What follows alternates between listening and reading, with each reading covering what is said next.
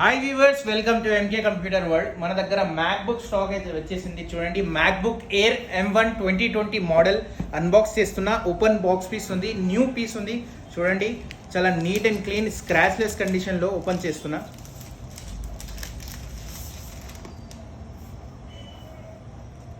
చూడండి, కొత్త పీస్ ఉంది. Scratchless condition. MacBook Pro Touch Bar A2159, 13 inches screen, 8GB RAM, 256GB storage, Core i5 processor. చూడండి, neat and clean condition. ఇది కూడా stock available ఉంది మన దగ్గర.